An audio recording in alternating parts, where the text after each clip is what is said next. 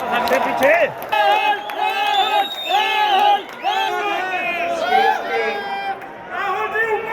हम आपके साथ हैं राहुल जी। लीडर्स, भाई और बहनों, आप सबका यहाँ बहुत बहुत स्वागत। बैठिए बैठिए। थोड़ा मैं लेट हो गया, इसके लिए मैं आप सबसे माफी मांगता हूँ। थोड़ा आपको कष्ट हुआ, मेरी गलती है, तो सॉरी। अभी आपने, मैं सोच रहा था जब आप कह रहे थे कि 2-3 अलग अलग डिबेट्स हुए थे 1947 में, उससे पहले, और उन्होंने हिंदुस्तान का फाउंडेशन बनाया था, और आपने कहा कि अब वही जो फाउंडेशनल आइडियाज हैं उनको तोड़ा जा रहा है, परे करा जा रहा है। किताब नहीं, कॉन्स्टिट्यूशन है, कुलदीप भी है। अगर आप इसको थोड़ी गहराई से देखें, ये actually transfer of power document है, और ये सिर्फ एक किताब नहीं है, ये एक ट्रांसफर ऑफ पावर की प्रोसेस है जो 1947 में शुरू हुई है। अब एक बात क्लियर है, वो 1947 में भी थी, आज भी है, शायद कल भी होगी, कि अगर आप हिंदुस्तान के पॉपुलेशन को देखें,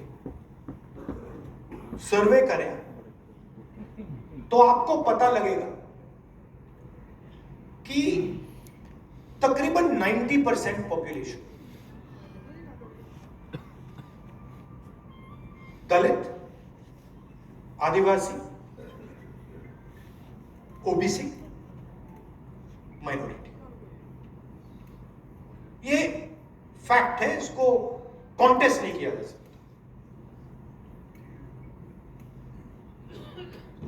और मेरे लिए एक ही इंटरेस्टिंग सवाल है कि अगर हम कॉन्स्टिट्यूशन को पढ़ें और उसमें साफ लिखा है कि हिंदुस्तान के हर व्यक्ति को के साथ एक जैसा बर्ताव होना चाहिए, it is also document of equality.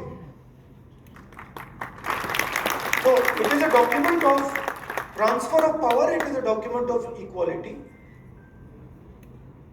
तो मेरे लिए सवाल इंटरेस्टिंग यही है कि भैया 90% के पास कितनी भागीदारी है, यही सवाल है, और कोई सवाल ही नहीं है। क्योंकि अगर 90% का पार्टिसिपेशन है ही नहीं, तो फिर डिबेट का क्या मतलब? डिबेट चलती जाए, वो 5% 10% डिबेट कर रहे हैं, 90% डिबेट में तो है ही नहीं। क्यों? अगर आप हिंदुस्तान के नैरेटिव को देखें और पावर स्ट्रक्चर को देखें, चाहे वो कॉर्पोरेट स्ट्रक्चर हो, चाहे हमारे मीडिया में जो हमारे दोस्त हैं वो हो, चाहे ब्यूरोक्रेटिक स्ट्रक्चर हो,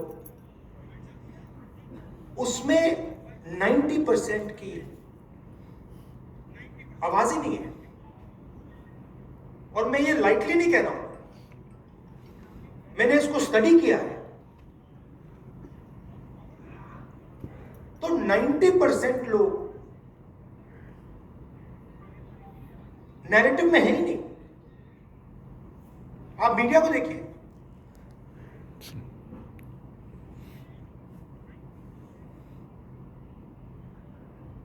किसान के भी आपने कभी बात देखी है मीडिया में? कभी देखी आपने? नहीं। बढ़ाई की देखी? मजदूर की देखी? नहीं। नाई की देखी? नहीं। जो सफाई कर्मचारी हैं उनकी बात देखी? नेवर। मतलब ऐसा चल रहा है कि ये 90% है ही नहीं। अब इसका आइडिया था कि ये जो 90% हैं ये डिबेट में शामिल हो, इनको डिबेट के औजार मिले, इनको भागीदारी मिले, इनको पार्टिसिपेशन मिले।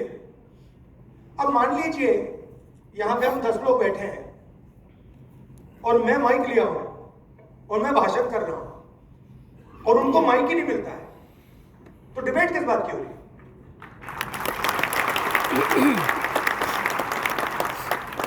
तो मेरा कहना है डिबेट के लिए भागीदारी चाहिए, पॉलिटिकल पार्टिसिपेशन चाहिए। अब आप इंटरेस्टिंग चीज नोट कीजिए, 2 चीफ मिनिस्टर अरेस्ट हुए, 2 हुए। आदिवासी चीफ मिनिस्टर अभी भी अंदर है। अजीब सी बात है, इंटरेस्टिंग बात है। 2 चीफ मिनिस्टर है, मतलब 2 स्टेट्स ने लोगों को इलेक्ट किया है और आदिवासी चीफ मिनिस्टर पहले जेल गया और आज तक नहीं निकला। और नेशनल मीडिया उसको भूल गए। नेशनल मीडिया सोरेन जी के बारे में बात ही नहीं करता, जैसे वो थे ही नहीं, है ही नहीं।